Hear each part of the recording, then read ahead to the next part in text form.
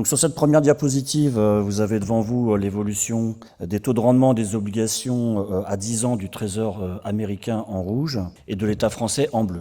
Alors, globalement, ce graphique est l'illustration d'un marché des obligations d'État à long terme qui a maintenu une importante volatilité sur 2023. Après, rappelons-le, en 2022, une forte remontée des taux due à la résurgence de l'inflation.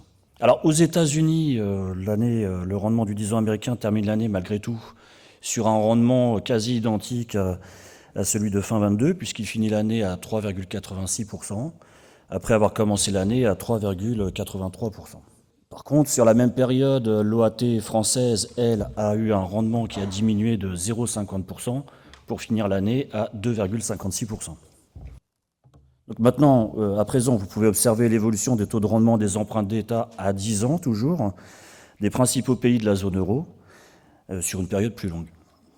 Donc nous retrouvons en bleu l'OAT 10 ans, l'OAT française, qui finit l'année à 2,56%, c'est logique, et qui maintient un écart stable par rapport à son homologue outre-Rhin de 0,50%, puisque le taux d'État allemand finit l'année en noir à 2,03%. Alors, ce mouvement de baisse est suivi par les taux d'intérêt espagnol et italien, espagnol en rouge et italien en vert. En Espagne, l'emprunt à 10 ans sur la même période passe de 3,66% fin 22 à 2,99% fin 23. Quant au taux italien à 10 ans, il s'inscrit lui dans cette même direction en passant de 4,70% fin 2022 à 3,70% fin 2023.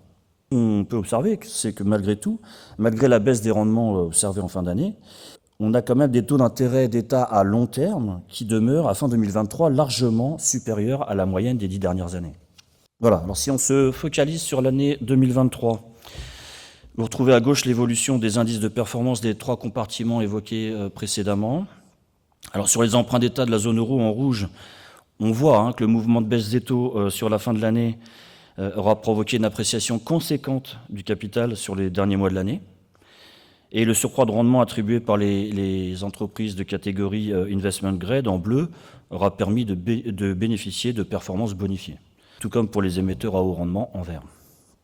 Alors on comprend d'ailleurs sur ce graphique à quel point la baisse des taux qu'on a exprimée précédemment en fin d'année a été bénéfique, notamment pour les emprunts d'État, dont la performance était proche de zéro à fin octobre, et qui ont bénéficié de leur sensibilité pour finalement créer de la performance sur la fin de l'année. Voilà, donc on revient sur les performances du portefeuille obligataire, je le dis, qui représente 37,2% du portefeuille de valeurs mobilières de la CARMF à fin 2023, sur différentes périodes, 1, 3, 5, 10 et 15 ans. Donc vous avez à droite les niveaux d'inflation moyens sur ces différentes périodes. Au centre, un indice comparatif composé à 50% d'emprunts d'État et à 50% d'entreprises investment grade de la zone euro. Et donc on voit en 2023, par exemple, que le portefeuille à taux fixe réalise une performance de 8,3%, à comparer à un indice à 7,6% et une inflation à 4,8%. Donc je tiens à souligner quand même qu'avec la hausse des taux qu'on a connue en 2022 et le maintien de taux élevés en 2023, le portefeuille obligataire retrouve beaucoup de sens en fait. On a beaucoup plus d'intérêt à avoir des obligations au portefeuille qu'auparavant.